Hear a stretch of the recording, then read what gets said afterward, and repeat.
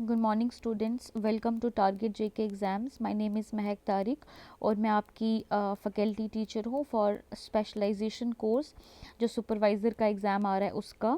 इससे पहले हमने यूनिट थर्ड स्टार्ट किया था, ठीक है, और आपने देखा कि फर्स्ट सब यूनिट भी हमारा कंप्लीट हो गया है, सेकेंड भी हमने कर लिया है और थर्ड वाला भी कंप्लीट हो गया है, ठीक है। आज जो हम लेक्चर लेने वाले हैं वो हम वुमेन राइट्स पे लेंगे और उसके बाद नेक्स्ट लेक्चर जो होगा वो आपका चाइल्ड राइट्स पे होगा, ठीक है गाइज। तो उससे पहले आप ये देख लीजिए कि टारगेट जेके एग्ज़ाम की जो ऐप है ये आप डायरेक्ट प्ले स्टोर से डाउनलोड कर सकते हैं।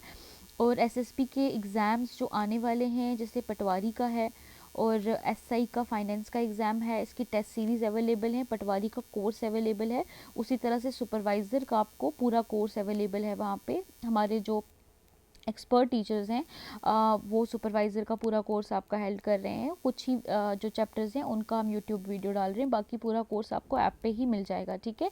आप महक 20 कूपन का यूज़ करके आप फर्दर 20% डिस्काउंट ले सकते हैं, ठीक है गाइज। उसके बाद मैं बहुत सारे आपके मैसेजेस भी देख रही थी जिसमें बच्चे बार बार पूछ रहे हैं एक लेक्चर के बाद दूसरा लेक्चर कब है, कहाँ है। देखिए डेली बेसिस पे हमारे लेक्चर आते हैं। जैसे ह्यूमन राइट्स का लेक्चर आया था उसके अगले दिन ही दूसरा लेक्चर आपको जो टारगेट जेके एग्ज़ाम की जो यूट्यूब चैनल है वहाँ पे अवेलेबल है। उसके अलावा आप नीचे दिए गए लिंक पे जो है टेलीग्राम चैनल भी ज्वाइन कर सकते हैं जिससे आपको डेली अपडेट मिलती रहेगी, ठीक है। तो ये लेक्चर्स जो हैं एक दिन अगले दिन आ ही जाते हैं और ये आपका अब जो बच्चे हमारे साथ जुड़े हैं वो जानते हैं कि फ़र्स्ट 3 सब यूनिट्स हमने होलिस्टिकली कवर कर लिए हैं। एक फर्स्ट सब यूनिट के तो हमने एमसीक्यू सीरीज़ भी लेकर आए थे। इसी तरह से हमारा ये यूनिट कंप्लीट होने वाला है। अगर आप टेलीग्राम चैनल के साथ जुड़े रहेंगे तो आपको डेली अपडेट मिलती रहेगी, ठीक है। आप टेलीग्राम चैनल अभी जाके ज्वाइन कर सकते हैं और आपको डेली जो लेक्चर्स आते रहेंगे आपको उनके लिए अपडेट मिलती रहेगी, ठीक है गाइज। तो चलिए आज का हम अपना टॉपिक स्टार्ट करते हैं, दैट इज़ वुमेन राइट्स, ठीक है। देखिए वुमेन राइट्स पढ़ने से पहले हम देखते हैं कि वुमेन राइट्स में हमें पढ़ना क्या क्या है, ठीक है। जहाँ तक वुमेन राइट्स की बात होती है तो हमने फर्स्ट लेक्चर में देखा कि ह्यूमन राइट्स में किस तरीके से अलग अलग टाइम पे हमने 3 जनरेशन राइट्स पढ़े थे। 3 जनरेशन राइट्स में जो हमने एवोल्यूशन पढ़ा था कि पहले डिमांड किस तरह के सिविल पॉलिटिकल राइट्स और फिर सोशो इकोनॉमिकल राइट्स की थी, ठीक है। उसमें एक इम्पॉर्टेंट राइट्स वुमेन राइट्स के हैं। आप जानते हैं कि टाइम टू टाइम जो बहुत ज़्यादा वुमेन जो है उनको सप्रेस किया गया है, बहुत सप्रेशन का शिकार हुई हैं औरतें, चाहे वो एंशिएंट टाइम में हो, मेडिवल में हो या मॉडर्न में हो। तो उस वहाँ से राइट्स की बात की जाती है, ठीक है। शुरुआत होती है वुमेन राइट्स की जो डिमांड की गई थ्रू आउट द वर्ल्ड, ठीक है। थ्रू आउट द वर्ल्ड, चाहे वो स्लेवरी हो या फिर जब भी कोई भी प्रॉब्लम आती थी, वॉर की प्रॉब्लम आ रही है या फिर कोई भी प्रॉब्लम आ रही है तो उसमें औरतें बहुत ज़्यादा इफ़ेक्ट होती हैं, ठीक है। तो यहाँ पे वुमेन राइट्स की अलग से बात की गई और वुमेन राइट्स को अलग से जो है डिमांड की गई कि वुमेन राइट्स को अलग से हमें दिया जाए। जो नॉर्मल ह्यूमन राइट्स अवेलेबल हैं उनके अलावा भी वुमेन राइट्स को कुछ एक्स्ट्रा मिलने चाहिए ताकि जो इफ़ेक्टेड, सबसे मोस्ट इफ़ेक्टेड जो वल्नरेबल सेक्शन जिसे कहा जाता है, अगर हम वल्नरेबल सेक्शन की बात करें जिसमें वुमेन आती है, जिसमें चिल्ड्रन आते हैं, तो हम देखते हैं कि वुमेन बहुत ज़्यादा वल्नरेबल सेक्शन ऑफ सोसाइटी है। तो नेचुरली इनके राइट्स भी फिर उतने ही ज़्यादा होने चाहिए, ठीक है। तो इसलिए वुमेन राइट्स को हम अलग से पढ़ते हैं। मैं आपको प्रीवियस लेक्चर में बता चुकी हूँ कि जो फेमिनिज्म का पूरा आइडियोलॉजी है, फेमिनिज्म का हमने पढ़ा था, फेमिनिस्ट कुछ स्कॉलर्स भी पढ़े हैं। तो फेमिनिज्म की पूरी जो आइडियोलॉजी है वो वुमेन राइट्स के साथ ही डील करती है, ठीक है। आपको ये चीज़ याद रखनी है। और वुमेन राइट्स जो हैं बेसिकली जो बात करते हैं हम वुमेन राइट्स में, वो हम बात करते हैं जेंडर इक्वालिटी की, ठीक है। जेंडर हमने कल पढ़ा था और मैं आपको जेंडर बहुत डिटेल में एक्सप्लेन कर चुकी हूँ। जेंडर इक्वालिटी का मतलब ये है कि सोशल बेसिस पे जो मैन और वुमेन हैं उन्हें इक्वल ट्रीटमेंट दिया जाए, ठीक है। अब इस जेंडर इक्वालिटी को मतलब हमें इस तक आने के लिए, इससे पूरी तरह से हासिल करने के लिए हमें एक लंबी जो है एक लड़ाई देखनी पड़ी, लंबी जंग जो है वो वुमेन एक्टिविस्ट ने लड़ी है।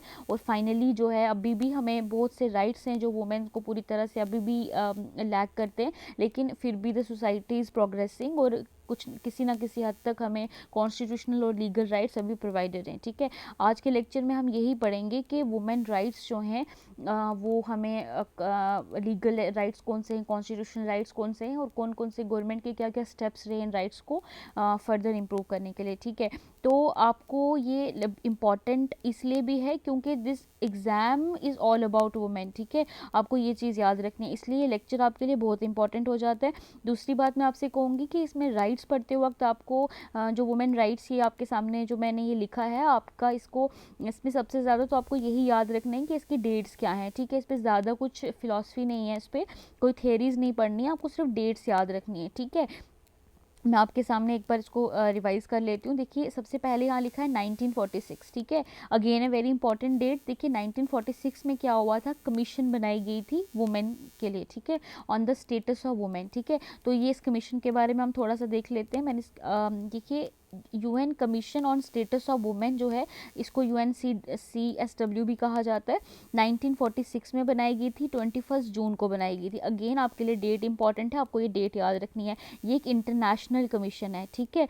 उसके बाद ये जो किसके अंदर फंक्शन कर रही है, इकोसॉक, ठीक है। इकोसॉक के बारे में अगर आप जानना चाहते हैं, ये इकोनॉमिक एंड सोशल काउंसिल, ठीक है, इकोनॉमिक एंड सोशल काउंसिल इसको कहते हैं। इकोनॉमिक और सोशल काउंसिल जो है ये यूएन का ही एक ऑर्गन है, यूएन के अंडर काम करता है। इसके नाम से ही आप देख सकते हैं ये इकोनॉमिक इश्यूज़ पे बात करता है, इकोनॉमिक इश्यूज़ और सोशल इश्यूज जो सोसाइटी के अंदर डिफरेंट डिफरेंट कंट्रीज़ में रहते हैं, इकोसॉक उस पर ध्यान देता है, ठीक है।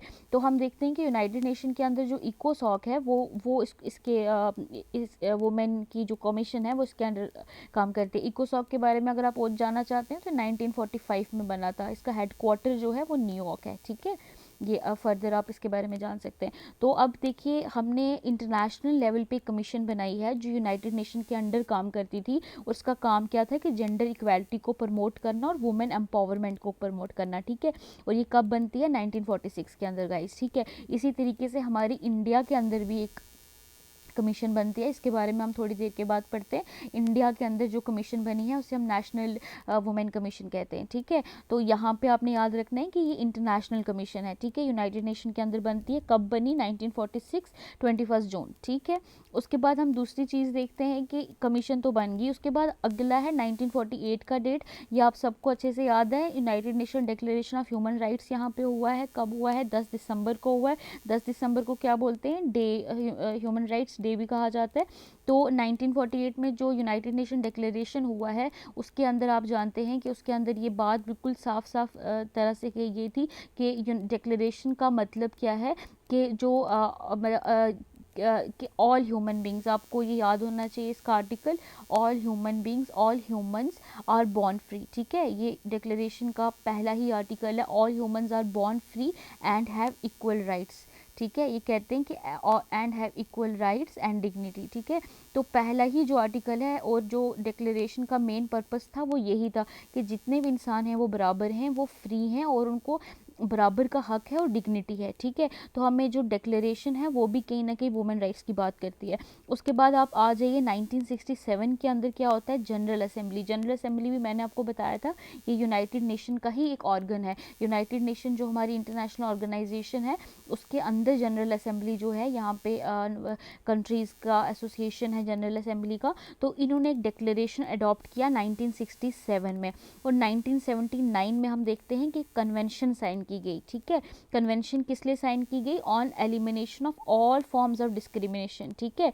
एलिमिनेशन कहते हैं कि निकालना यानी ख़त्म करना, ठीक है। ये कन्वेंशन किस पे थी कि जितनी भी तरह की डिस्क्रिमिनेशंस हो रही हैं, डिस्क्रिमिनेशन का मतलब क्या है, डिस्क्रिमिनेशन का मतलब है भेदभाव, ठीक है। तो इसमें ये कन्वेंशन था कि जितनी भी तरह की भेदभाव औरतों के साथ होती है उस पर ये कन्वेंशन साइन की गई थी ताकि इस पर हम फर्दर काम करें, ठीक है। और इस तरीके से बहुत सी कंट्रीज़ जो हैं जो जनरल असेंबली की मेंबर थी उन्हें कहा गया कि आप अपने लेवल पे यानी नेशनल लेवल पे अपनी अपनी कंट्री पे जाके आप अपने लेवल पे काम करो ताकि जितनी भी डिस्क्रिमिनेशन है जो औरतों के खिलाफ होती हैं उन्हें ख़त्म कर दिया जाए, ठीक है। मैंने आपको बता दिया कि इसमें इंपॉर्टेंट क्या है, आपके लिए इंपॉर्टेंट इसमें डेट्स हैं। 1967 में डिक्लेरेशन आती है, 1979 में कन्वेंशन साइन होता है, ठीक है। अगला डेट इंपॉर्टेंट है, दैट इज 3 सितंबर 1981। ठीक है, यहाँ पे होता है international bill of rights sign होता है for women. International bill of rights कब बनता है? 3 सितंबर 1981। ठीक है, उसके बाद हमने देखा कि इसमें आर्टिकल 17 जो है बहुत इंपॉर्टेंट है, आपको याद रखना है आर्टिकल 17। आर्टिकल 17 कहता है कि कमेटी बनाई जाए स्पेशल, किसके लिए? एलिमिनेशन ऑफ डिस्क्रिमिनेशन, यानी डिस्क्रिमिनेशन जो औरतों के साथ होती है, यानी भेदभाव होता है, उसको ख़त्म करने के लिए कमेटी बनाई जाएगी। ये किस में दिया गया? आर्टिकल 17 में। ठीक है गाइज, तो इस तरीके से आपने देखा कि आपको इसमें सबसे इंपॉर्टेंट चीज़ क्या है? डेट्स याद रखनी है। 46 में कमीशन बनती है जो कि इंटरनेशनल कमीशन है। ठीक है, 1948 में जो डिक्लेरेशन ऑन ह्यूमन राइट्स हुआ उसमें भी औरतों के हक की बात की गई। 1967 में जनरल असेंबली एक डिक्लेरेशन लेके आती है। 79 में कन्वेंशन होता है, किस पे होता है? Elimination of all forms of discrimination. ठीक है, और 3 सितंबर 1981 that is international bill of rights for women. Okay, तो आगे हम देखते हैं कि 4 और भी मेन कॉन्फ्रेंसेज हुई हैं। देखिए इंटरनेशनल लेवल पे ऐसे तो बहुत कुछ मेन कॉन्फ्रेंसेज हो रही हैं, अगर हम सबको पढ़ने जाएंगे तो ये बहुत टाइम आपका यूटिलाइज हो जाएगा, लेकिन इसमें मोस्ट ऑफ द इम्पॉर्टेंट जो क्वेश्चंस आने के चांसेस हैं वो इंडियन राइट्स पे हैं। ठीक है, इसलिए हम इंडियन राइट्स पे ज़्यादा स्ट्रेस देंगे। तो इंटरनेशनल राइट्स को हम एक बार इनकी डेट्स वगैरह देख लेते हैं। और 4 मेन कॉन्फ्रेंसेस कौन सी इंपॉर्टेंट है? एक तो मैक्सिको सिटी के अंदर 75 में हुई है, कोपेनहेगन के अंदर 1980 में हुई है, नायरोबी के अंदर 85 में, और बीजिंग के अंदर 95 में। आप देखिए 75, 85, 95, ये इस तरह से मतलब आपको इजी हो जाएगा याद रखने में। तो ये जितनी भी चारों कॉन्फ्रेंसेस हुई हैं ये वुमेन राइट्स पे हुई हैं टाइम टू टाइम। ठीक है, ये वुमेन राइट्स पे हुई हैं। तो इंटरनेशनल लेवल पे आपको यही याद रखना है। तो इन चारों कॉन्फ्रेंसेस की डेट्स याद रखनी है, आपको यूनाइटेड नेशन कमीशन याद रखनी है जो 1946 में बनी थी और किसके अंडर फंक्शनल है? दैट इज इकोसॉक। ओके, फिर आर्टिकल 17 मैंने आपको बता दिया कमेटी के बारे में, कमेटी बनती है यहाँ पे। और 3 सितंबर 1981 को क्या हुआ? International bill of rights for women. Okay, तो ये इस तरह से आपके सामने जो है ये इंटरनेशनल लेवल पे जो कुछ हो रहा था वुमेन के लिए, जो कन्वेंशंस हो रही थी वो आपके सामने। ठीक है, अब चलिए हम सीधा इंडिया पे आते हैं, क्योंकि इंडिया पे ही वुमेन राइट्स जो इंडिया पे हैं उस पे आपका क्वेश्चन आने के 99% चांसेस हैं। ठीक है, आपको याद रखना है कि इंडिया में जो वुमेन राइट्स हैं आपको मैं एक छोटा सा इसका ब्रीफ इंट्रोडक्शन दे देती हूँ, जो कई बार क्वेश्चन पूछा भी गया है कि एंशिएंट इंडिया में कई बार पूछा गया है। तो आपको याद रखना है कि एंशिएंट इंडिया में कोई भी वुमेन के लिए कोई भी डिस्क्रिमिनेशन नहीं थी। जो एंशिएंट इंडिया था हमारा, वहाँ पे औरतों और मर्दों के बराबर के हकूक आते थे। जब हम मेडिवल इंडिया के अंदर आते हैं तो मेडिवल इंडिया में हमें थोड़ी सी हमें डिस्क्रिमिनेशन देखने को मिलती है। मेडिवल इंडिया के अंदर आके औरतों के साथ जो है वुमेन डिस्क्रिमिनेशन स्टार्ट हो जाती है, यहाँ पे औरतों का हक जो है वो कम हो जाता है। ठीक है, और मॉडर्न इंडिया में जब हम एंटर हुए तो नेचुरल सी बात है कि थोड़ा सा अपलिफ्टमेंट अब फिर से हो रहा है। लेकिन इसमें मोस्ट इंपॉर्टेंट चीज़ याद रखनी है कि इंडिया के अंदर अगर आपसे पूछा जाए सबसे ज़्यादा राइट्स इंडिया में वुमेन को कब थे, that is ancient India. Ancient India के अंदर हमें बहुत से टेक्स्ट मिलते हैं, बहुत से ऐसे हमें सोर्सेज मिलते हैं जहाँ से पता चलता है कि एंशिएंट इंडिया के अंदर वुमेन को जो राइट्स थे that are far better than today's women rights. ठीक है, उस टाइम वुमेन का जो स्टेटस था दैट इज़ वेरी हाई। ठीक है, हाई स्टेटस था। तो ये आपसे कई बार ऑब्जेक्टिव पूछा जाता है, आपको ये ध्यान में रखना है। ओके गाइज, तो चलिए आगे हम ना कुछ आर्टिकल्स देखते हैं। देखिए 2 तरह से वुमेन राइट्स की बात हम इंडिया के अंदर करते हैं। देखिए सबसे पहली चीज़ कहता है कॉन्स्टिट्यूशन। कॉन्स्टिट्यूशन आप जानते हैं कि कॉन्स्टिट्यूशन जो हमारा बना है उसके अंदर जो सीधा सीधा राइट्स दिए गए हैं, हम पहले उनको डिस्कस करेंगे। उसके बाद दूसरा आता है लीगल राइट्स। ठीक है, लीगल राइट्स होते हैं जो बाद में लॉ के थ्रू बनाए गए, तो फिर हम लीगल राइट्स को डिस्कस करेंगे। ठीक है, कॉन्स्टिट्यूशनल राइट्स को डिस्कस करना है और लीगल राइट्स को डिस्कस करना है। ओके गाइज, तो सबसे पहले आप देखिए अगर हम बात करते हैं कॉन्स्टिट्यूशन राइट्स की, कॉन्स्टिट्यूशनल राइट्स में सबसे पहले तो मैंने यहाँ मेंशन किया हुआ है कि आर्टिकल 14 ही राइट टू इक्वालिटी की बात करता है। ठीक है, अभी आप सब जानते हैं कि फंडामेंटल राइट्स होते हैं। ठीक है, फंडामेंटल राइट्स के बारे में आप जानते हैं कि फंडामेंटल राइट्स जो हैं they are like basic human rights जो इंडियन कॉन्स्टिट्यूशन में मेंशन है। ठीक है, तो ये पार्ट 3 में मेंशन है। ठीक है, पार्ट 3 में मेंशन है। और ये मतलब फंडामेंटल राइट्स जो हैं ये बेसिक राइट्स हैं, इसके अंदर ही हमें बहुत से राइट्स मिलते हैं जो वुमेन के साथ डील करते हैं। ठीक है, तो हम यहाँ पे कुछ फंडामेंटल राइट्स को देखते हैं। देखिए सबसे पहले आर्टिकल 14, आर्टिकल 14 में जो पहला राइट दिया गया है that is right to equality. Right to equality यानी सबको बराबरी का हक। ठीक है, जब सबको बराबरी का हक की बात की गई है, इक्वालिटी की बात की गई है, तो मैन और वुमेन अपने आप में इसमें कवर हो जाते हैं। आपको पहला आर्टिकल कौन सा याद रखना है, that is article 14 right to equality. Okay, अगला आर्टिकल जो है जो आपके लिए इंपॉर्टेंट है, जो आपको याद रखना है, दैट इज आर्टिकल 15(1). ठीक है, 15 आप याद रख लीजिए। आगे क्लॉज होता है दैट इज 1। ठीक है, the state shall not discriminate against any citizen on the ground of sex. ठीक है, आर्टिकल 15 क्या कहता है, आर्टिकल 15 जो है क्लॉज 1 कहता है कि स्टेट जो है यानी जो हमारी कंट्री है वो किसी के साथ डिस्क्रिमिनेशन नहीं करेगी, सेक्स के बेस पे तो डिस्क्रिमिनेशन नहीं करेगी। सेक्स यानी मेल या फीमेल या ट्रांसजेंडर या इस तरीके से जितने भी सेक्स के बेसिस पे डिस्क्रिमिनेशन होती है, जो हमारी कंट्री है, जो हमारी स्टेट है, जो हमारी गवर्नमेंट है, वो डिस्क्रिमिनेशन नहीं करेगी। देखिए दूसरा ही आर्टिकल है दैट इज आर्टिकल 15 इटसेल्फ। ठीक है, 15 का क्लॉज 3, ये क्लॉज 1 है, ये क्लॉज 3 है। इसके अंदर कहा जाता है कि the state is empowered to make any special provision for women. ठीक है, इसमें जो गवर्नमेंट है उसको पूरा हक है कि वो कोई भी स्पेशल प्रोविजन औरतों के लिए बनाए या फिर मतलब कोई भी एफर्मेटिव डिस्क्रिमिनेशन करे। एफर्मेटिव डिस्क्रिमिनेशन यानी औरतों के हक में अगर औरतों को हक देने की बात होती है, वहाँ पे कुछ एक्स्ट्रा मिल जाता है औरतों को, तो कोई भी इसको चैलेंज नहीं कर सकता। ठीक है, तो पहला तो आपको हमने पढ़ लिया कि स्टेट जो है वो डिस्क्रिमिनेट नहीं करेगी on the basis of sex. फिर आर्टिकल 15(3) में ही कहा है कि गवर्नमेंट को पूरा हक है कि वो स्पेशल प्रोविजन बनाए औरतों के लिए। ठीक है, स्पेशल प्रोविजन बनाए औरतों के लिए। जैसे अभी हम देखते हैं रिसेंटली हमने रिजर्वेशन की है हमने औरतों की पार्लियामेंट के अंदर रिजर्वेशन ऑफ वुमेन। ठीक है, तो यहाँ पे स्पेशल जो रिजर्वेशन की गई है ये आर्टिकल 15(3) का ही बेस है, क्योंकि आर्टिकल 15(3) में कहा गया है कि आप स्पेशल प्रोविजन जो है वो रख सकते हैं औरतों के लिए। ठीक है, आर्टिकल 15 हो गया।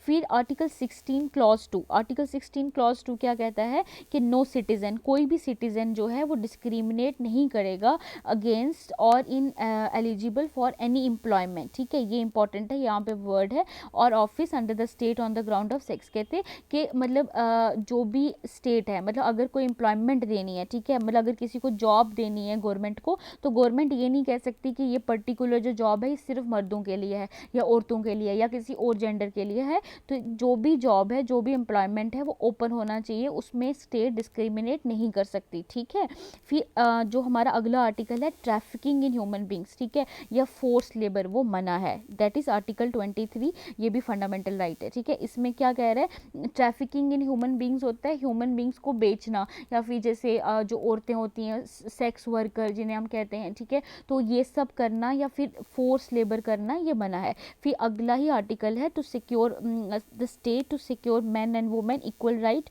Adequate means of livelihood, that is article 39A। ठीक है, 39A क्या है, 39A, अब मैं इसमें आपको एक और चीज़ बताती हूँ। पहले मैंने आपको बताया कि फंडामेंटल राइट्स हैं, कुछ फंडामेंटल राइट्स हैं जो कि औरतों को मिले हैं। जैसे हमने पढ़ा article 14, article 15 clause 1, article 15 clause 3, फिर हमने आर्टिकल 16 भी देखा। ठीक है, इस तरीके से आर्टिकल 21 भी है जिसके अंदर राइट टू लाइफ है औरतों को। ठीक है, तो फंडामेंटल राइट्स में ये कुछ आर्टिकल्स हैं जो औरतों के साथ स्पेशली डील करते हैं। ठीक है, ये हमने पढ़ लिया।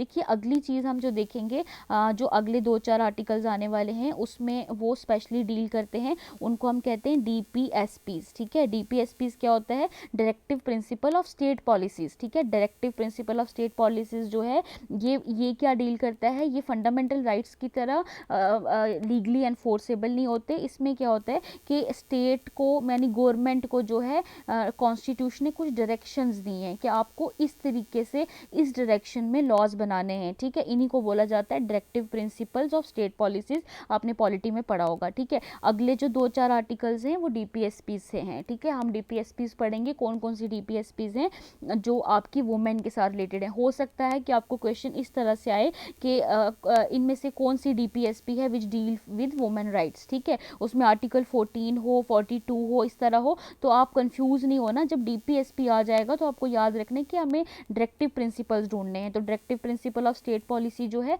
या पॉलिटी में अच्छे से पढ़ेंगे, लेकिन इसमें मैं आपको थोड़ा सा इसका रेफरेंस दे दिया है कि इसके आगे जो 2-4 आर्टिकल्स हैं दैट आर डीपीएसपीज। ओके, जैसे सबसे पहला है the state to secure man and women equal right on adequate means of livelihood. ठीक है, इसमें कहते हैं कि एक स्टेट का फर्ज है यानी एक गवर्नमेंट का फर्ज है कि वो औरतों और मर्दों को बराबरी का हक दे मीन्स ऑफ लाइवलीहुड, यानी उनका कमाने का जरिया या उनकी कमाने का जो स्टेटस है वो स्टेट का फर्ज है, दैट इज द गवर्नमेंट। मैंने आपको बताया डायरेक्टिव प्रिंसिपल क्या होते हैं, डायरेक्शंस जो कॉन्स्टिट्यूशन ने गवर्नमेंट को देनी है टाइम टू टाइम, कि कॉन्स्टिट्यूशन ने बोला कि आपको इस लाइन पे चलकर लॉज बनाने हैं। ठीक है, उनमें से एक डायरेक्शन जो कॉन्स्टिट्यूशन ने दी है स्टेट को या गवर्नमेंट को वो ये है। ओके, अगली ही है equal pay for equal work, again very important for the exam point of perspective.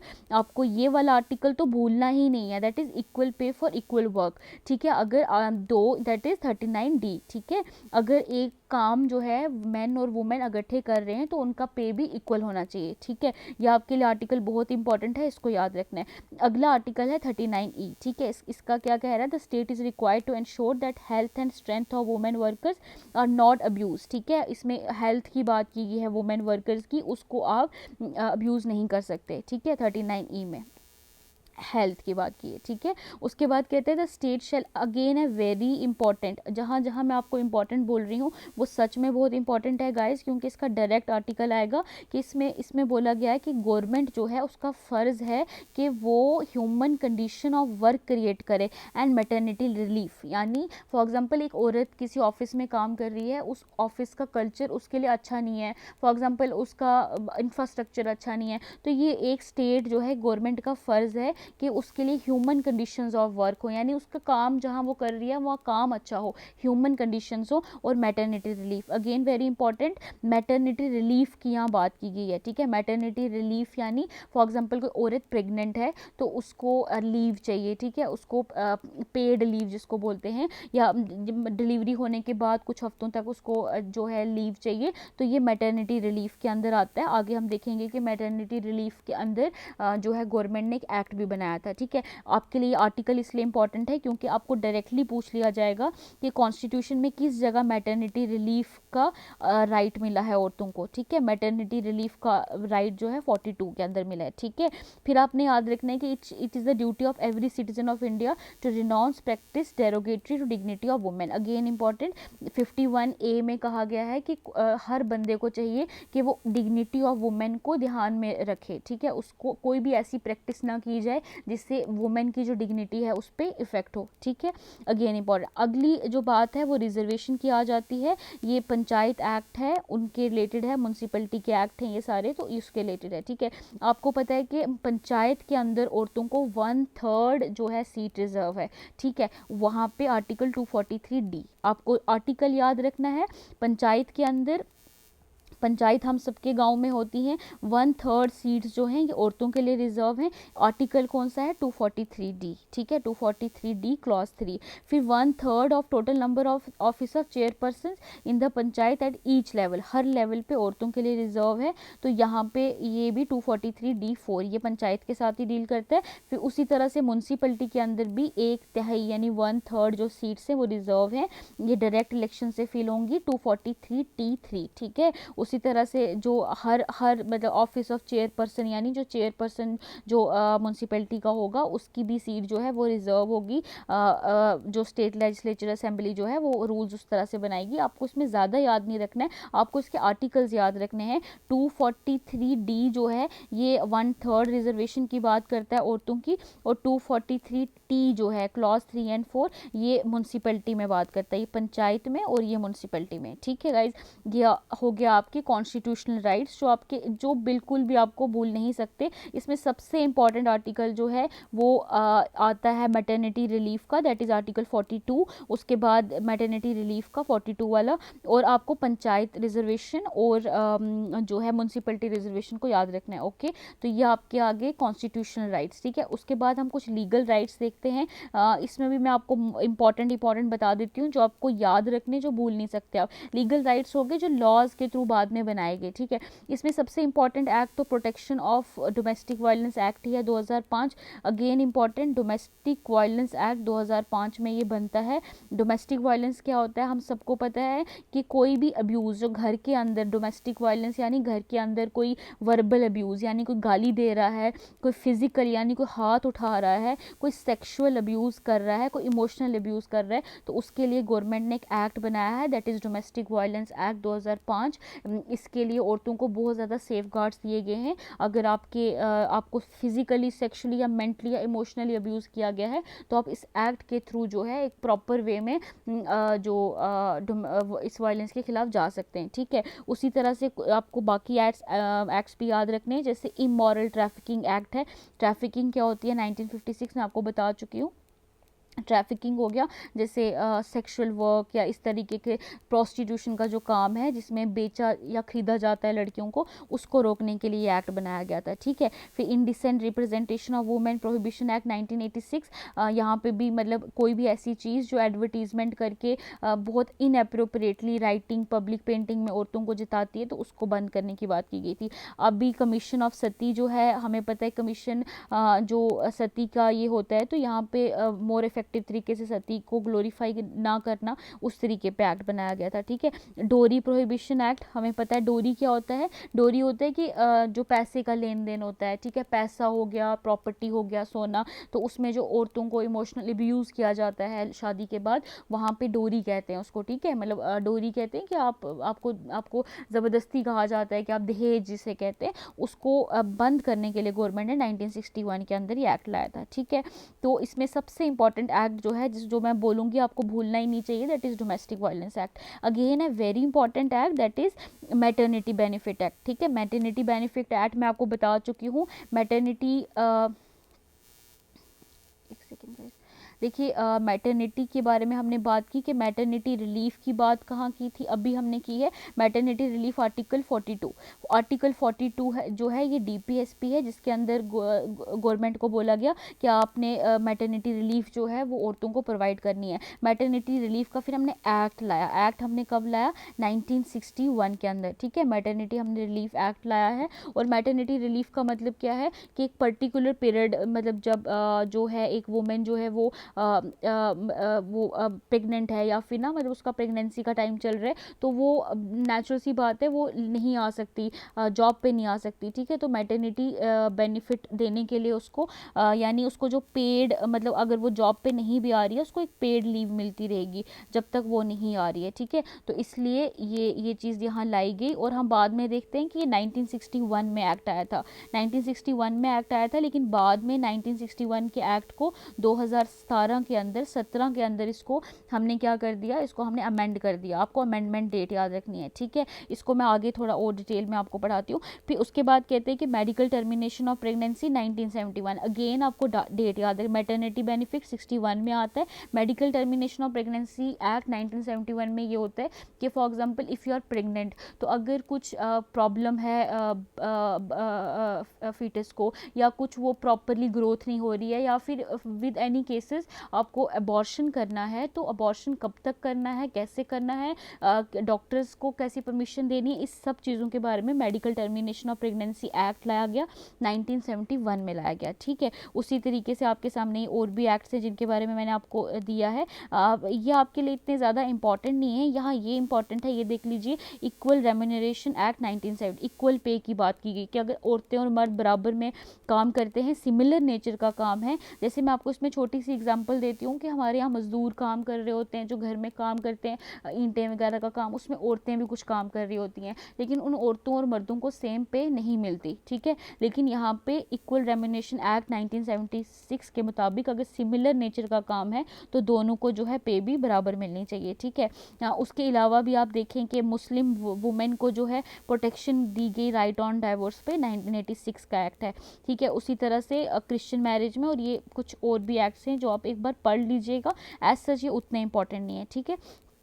अब मैं आपको एक इम्पॉर्टेंट एक्ट्स जो हैं, जो 3 इम्पॉर्टेंट एक्ट्स हैं उसके बारे में हम डिस्कस करेंगे, जो मोस्ट इम्पॉर्टेंट है। देखिए सबसे पहले आता है Vishakha versus state of Rajasthan. देखिए ये केस जो है बहुत लोगों ने सुना होगा, विशाखा गाइडलाइंस इसके अंदर जो है सुप्रीम कोर्ट ने दी थी, ठीक है, इसको बोलते हैं विशाखा गाइडलाइंस, ठीक है। विशाखा गाइडलाइंस सुप्रीम कोर्ट ने दी हैं, किसने दी थी? सुप्रीम कोर्ट ने। 1997 के अंदर सुप्रीम कोर्ट में केस जाता है जिसके अंदर ये बोला गया कि जो वर्क प्लेसेस हैं, ठीक है, जहाँ पे औरतें काम करती हैं, उनके साथ बहुत सेक्सुअल हरासमेंट होती है, मतलब कोई छेड़ देता है, कोई बदतमीजी कर देता है, कोई कुछ बोल देता है, तो इस तरीके से उनको प्रोटेक्शन मिलनी चाहिए, ठीक है। तो सुप्रीम कोर्ट ने गवर्नमेंट से कहा कि आपने अभी तक कोई लॉ क्यों नहीं लाया है जो sexual harassment at work places के साथ डील करे। जो भी इस तरह के काम होते हैं उन्हें सेक्सुअल हरासमेंट कहा जाता है। मतलब अगर आपको कोई बदतमीजी कर रहा है, अगर आप कोई इनअप्रोप्रिएट तरीके से कोई टच कर रहा है, तो इन सबको सेक्सुअल हरासमेंट कहा जाता है। तो सुप्रीम कोर्ट ने कहा कि अभी तक विशाखा गाइडलाइंस दी और बोला कि आप एक लॉ लेके आइए, ठीक है। अब यहाँ पे देखते हैं हम, एक पोश एक्ट बनता है, वेरी इंपॉर्टेंट एक्ट जो आपके लिए एग्जाम के लिए भी इंपॉर्टेंट है, दैट इज 2013 में गवर्नमेंट ने एक एक्ट लाया जिसके अंदर था प्रोहिबिशन ऑफ सेक्सुअल हरासमेंट, ठीक है। इसे हम पोश एक्ट भी कहते हैं, 2013 में आता है, ठीक है। इसके जो है इंडियन सुप्रीम कोर्ट ने जो कंसर्न बताया, तो इसमें बाद में गवर्नमेंट ने एक्ट लेके आए, ठीक है। इस एक्ट के मुताबिक ये है कि ऑफिस में या कहीं भी अगर कोई सेक्सुअल हरासमेंट हो रही है तो उसको कैसे रोका जाएगा, ठीक है। कोई भी इस तरह का अनवेलकम एक्ट है, यानी जो औरतों को अच्छा नहीं लग रहा है, यानी कोई फिजिकल कॉन्टैक्ट कर रहा है, कोई सेक्सुअल फेवर मांग रहा है कि आप मेरे साथ आप let me touch you and I will do this favour for you, तो इस तरह की चीज़ें अगर आपके साथ हो रही हैं तो आप ऑफिस में बोल सकती हैं, ठीक है। ये ऑफिस में बोलने के लिए इन्होंने बोला कि एक इंटरनल कंप्लेंट कमेटी बनती है। इंटरनल कंप्लेंट कमेटी यानी अगर आपका कोई ऑफिस है उसके अंदर आपके हर ऑफिस के अंदर एक इंटरनल कंप्लेंट कमेटी बनेगी। वो कमेटी जो है, आप अगर आपके साथ कुछ ऐसा हो रहा है, आप उस कमेटी के पास जाके जो है आप बोल सकती हैं कि ऐसा हो रहा है, और वो फिर फर्दर इस प्रॉब्लम को सॉल्व करेंगे, ठीक है। तो आपको जो है ये एक्ट याद रखना है, पोश एक्ट इंपॉर्टेंट है, 2013। पोश एक्ट क्या था? Prohibition of sexual harassment at work places, 2013 के अंदर आया था। इससे पहले विशाखा गाइडलाइंस आई थी 1997 में, ओके। देखिए अगला इंपॉर्टेंट एक्ट है, that is maternity benefit act 1961। ये मैं आपको बता चुकी हूँ। मैटरनिटी बेनिफिट यानी मैटरनिटी बेनिफिट आर्टिकल 42, आर्टिकल 42 के मुताबिक ये डीपीएसपी है, जिसमें गवर्नमेंट को ये कहा गया कि आपने ऐसा एक्ट्स बनाने हैं या फिर आपने मैटरनिटी बेनिफिट जो है वो औरतों को देना है। यानी अगर कोई औरत प्रेग्नेंट है, कोई वुमन प्रेग्नेंट है, तो आपने उसको प्रेगनेंसी के दौरान पेड लीव देनी है, ठीक है। हमने देखा 1961 के अंदर आता है एक्ट, और 2017 के अंदर हमने इसको अमेंड किया। अमेंडमेंट कुछ देख लेते हैं कि पहले मैटरनिटी पेड लीव जो है 26 वीक्स की, पहले 12 हफ्तों की मिलती थी, अब 26 हफ्तों की मिलने लगी, यानी 26 वीक्स तक आपको जो है पेड लीव मिलती है, ठीक है। उसके बाद क्रीक्स आप हमारे इसी सुपरवाइज़र के कोर्स में पढ़ चुके होंगे कि क्रीक्स होते हैं जहाँ पे औरतें अपने बच्चों को छोड़ेंगी, और वो क्रीक्स में प्रॉपर एक मतलब बच्चों का ध्यान रखा जाएगा। तो इसमें बोला गया कि क्रीक्स जो हैं वो ऑफिस के पास में कोई ना कोई क्रीक होना चाहिए, और 4 क्रीक विजिट डेली, यानी एक माँ जो है अपने बच्चे को अगर वो क्रीक में यानी उस छोटे से किंडरगार्टन में छोड़ रही है तो वो 4 विजिट्स पर डे कर सकती है। और वर्क फ्रॉम होम का भी प्रोविजन डाला गया, ठीक है। इसमें आपको इतना सबसे इंपॉर्टेंट चीज़ याद रखनी है कि ये जो एक्ट है maternity benefit act, maternity benefit act जो है 1961 में आया था, और इसका अमेंडमेंट जो है हमने 2017 में लाया, ठीक है। उसके बाद इंपॉर्टेंट अगला एक्ट आता है, that is medical termination of pregnancy, ठीक है। Medical termination of pregnancy act 2021 में अमेंडमेंट आया। पहले medical termination of pregnancy act कब आया था? 1971 में, ठीक है। इसके बारे में मैं आपको बता चुकी हूँ कि अगर आप प्रेग्नेंट हैं और आप कुछ अल्ट्रासाउंड करवा रहे हैं, then you come to know के बच्चे को कुछ प्रॉब्लम है, ग्रोथ प्रॉपर नहीं हो रही है, या ऐसे भी यू वांट अबॉर्शन, तो अबॉर्शन के रिलेटेड जो लॉज बनते हैं वो लॉज जो है मेडिकल टर्मिनेशन ऑफ प्रेगनेंसी के थ्रू एक्ट लाया गया था गवर्नमेंट के द्वारा। पहली बार कब लाया था? 1971 1971 में, और उसको अमेंड कब किया, 2021 में। आपको जो है मेन डेट याद रखनी है, जैसे ये वाला 1961 में आता है, अमेंडमेंट 2017 में होती है, और यहाँ पे आपको याद रखना है 1971 में आता है, अमेंडमेंट 2021 में होती है, ठीक है। सेफ और लीगल अबॉर्शन के साथ ये डील करता था, ठीक है। इसके कुछ प्रोविजंस हैं, ये आपको इतना डिटेल में नहीं जाना है, फिर भी आप एक मोटा सा एक चीज़, मोटी मोटी इसमें चीज़ याद रख सकते हैं कि पहले जो है मेडिकल, मतलब अगर आप मैरिड हैं, इफ़ यू आर मैरिड, तभी आप अबॉर्शन जो है 20 वीक्स के ऊपर करवा सकते थे, लेकिन अब ऐसा नहीं। जो 2021 का हमने एक्ट लाया है, अगर आप अनमैरिड भी हैं एंड आपको जो है 20 वीक्स के ऊपर अगर you don't want that child, तो अबॉर्शन हो सकता है। या जो रेप, फॉर एग्जांपल कोई रेप सर्वाइवर है, तो उसका भी अबॉर्शन हो सकता है। पहले ये जो था दैट इज़ 20 वीक्स तक था, 20 वीक के बाद अबॉर्शन नहीं पॉसिबल था, 5 मंथ्स, लेकिन अब 24 वीक्स कर दिया गया, ठीक है, 24 वीक्स कर दिया गया। फिर अगला ही हम देखते हैं एक बहुत इंपॉर्टेंट एक्ट जो है आपको इसमें याद रखना है, दैट इज़ जो हमारा नारी शक्ति वंदन अधिनियम था, ठीक है। दैट इज़ क्या, वो क्या था, वो वुमेन रिजर्वेशन की बात की गई थी, ठीक है। इसमें हम देखते हैं 106 अमेंडमेंट एक्ट जो गवर्नमेंट ऑफ इंडिया ने लाया, उसके अंदर वुमेन रिजर्वेशन दी, ठीक है। वुमेन रिजर्वेशन दी कहाँ पे, पार्लियामेंट के अंदर, ठीक है। 1/3 सीट्स जो हैं वो लोकसभा के अंदर और स्टेट लेजिस्लेटिव असेंबलीज के अंदर औरतों के लिए फिक्स कर दी गई। अगेन आपके लिए इसमें दो चीज़ें इंपॉर्टेंट हैं, एक आपको 106 अमेंडमेंट एक्ट याद रखना है, उसके बाद आपको वुमेन रिजर्वेशन में 1/3 वुमेन रिजर्वेशन लोकसभा के अंदर और स्टेट लेजिस्लेटिव असेंबली के अंदर दी गई हैं, ठीक है। उसके बाद कुछ आर्टिकल्स हैं, ये आपको ज़्यादा आपके सामने हैं, आप इसको पढ़ लीजिए, बट इसको ज़्यादा ध्यान, फिर भी आ भी सकते हैं, कुछ भी पूछ सकते हैं वो, जैसे फॉर एग्जांपल जैसे 330A है, 330A, ठीक है, ये डील करता है reservation of women in Lok Sabha. Lok Sabha के अंदर जो रिजर्वेशन दी गई है उसके अंदर 330A डील करता है। 332A जो है ये स्टेट लेजिस्लेटिव असेंबली, यानी जैसे J&K की है या बाकी जो स्टेट में है, उसके साथ जो है ये रिजर्वेशन देगा औरतों को, ठीक है, 1/3, ठीक है। ये आपको याद रखना है, दोनों चीज़ें इंपॉर्टेंट हैं, ठीक है। उसके बाद हम देखते हैं कि लास्ट पे हमने एक चीज़ कवर करनी है, that is national commission for women, ठीक है। Again a very important topic. National commission of women जो है 1992 में बनता है। ये बेसिकली एक स्टैट्यूटरी कमीशन थी, स्टैट्यूटरी कमीशन मैं आपको कल भी बता चुकी हूँ। स्टैट्यूटरी कमीशन वो होती है जो पहले से कॉन्स्टिट्यूशन में नहीं होती, जो हम लॉ बनाकर, पार्लियामेंट जो है लॉ लाता है, लॉ के बाद वो कमीशन बनती है। हमने यहाँ पे नेशनल कमीशन फॉर वुमेन के लिए national commission for women act लाया, और फिर 1992 के अंदर हमने ये कमीशन बना दी, ठीक है। इस कमीशन, पहले तो स्टैट्यूटरी कमीशन थी, हमने याद रखना इसका काम क्या था कि ये जो है रिकमेंड करेगी गवर्नमेंट को औरतों के जितने भी राइट्स हैं या प्रॉब्लम्स हैं उनके लिए, ठीक है। उसके बाद जो है ये कंसर्न्स को रिजॉल्व करती है, ठीक है। उसके बाद लेजिस्लेटिव एक्शन, यानी कोई भी लॉ जो वुमेन के लिए बनेगा उस पर जो है ये सजेशन देता है, ठीक है।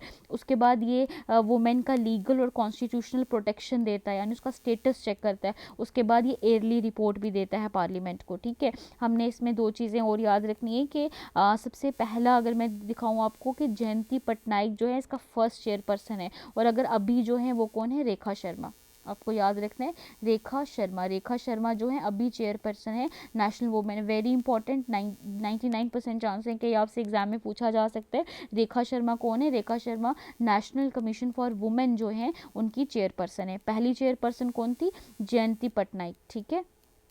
आपने याद रखना है इसकी कंपोजिशन अगर हम देख लें तो इसमें एक चेयरपर्सन होता है, एक सेक्रेटरी होता है, 5 मेंबर इसमें एक्स्ट्रा होते हैं, और एक मेंबर जो है वो सेंट्रल गवर्नमेंट उसको अपॉइंट करती है, ठीक है। 3 साल के लिए कमीशन बनता है, ठीक है। नेशनल कमीशन ऑफ वुमेन जो है ये 1992 के अंदर बनता है। इसी तरीके से हमने इंटरनेशनल जो कमीशन है, हमने ऊपर पढ़ा, यूनाइटेड नेशन के द्वारा जो बनता था वो 1946 में बना था, ठीक है। दोनों कमीशन आपके लिए इंपॉर्टेंट है, आपने इसका सेक्रेटरी ये बननी है। पहला चेयरपर्सन कौन था, इंपॉर्टेंट है, अभी कौन है, रेखा शर्मा। और उसके बाद इसका काम क्या है कि गवर्नमेंट कोई भी जो लॉ है जो औरतों के लिए बन रहा है, कोई भी प्रॉब्लम जो वुमेन एसोसिएटेड है, उन सब के साथ जो नेशनल कमीशन ऑफ वुमेन है वो डायरेक्टली एसोसिएटेड होता है, ठीक है गाइज। इस तरीके से आपके ये मोस्ट इंपॉर्टेंट टॉपिक्स जो हैं हम वुमेन राइट्स के अंदर हमने कवर किए हैं। अगर इसके अलावा कुछ इसमें छूट भी गया तो we will come up with the second part of this particular lecture. और ये वुमेन राइट्स हमने कंप्लीट कर दिया है और अगले लेक्चर में हम चाइल्ड राइट्स लेके आएंगे। उसके अलावा बहुत से टॉपिक हैं जो वुमेन राइट्स के अंदर हम कवर करने की कोशिश करेंगे, बिकॉज इसमें से क्वेश्चन आने के बहुत ज़्यादा चांसेस हैं, क्योंकि आपका exam he is all about women. ठीक है, थैंक यू गाइस।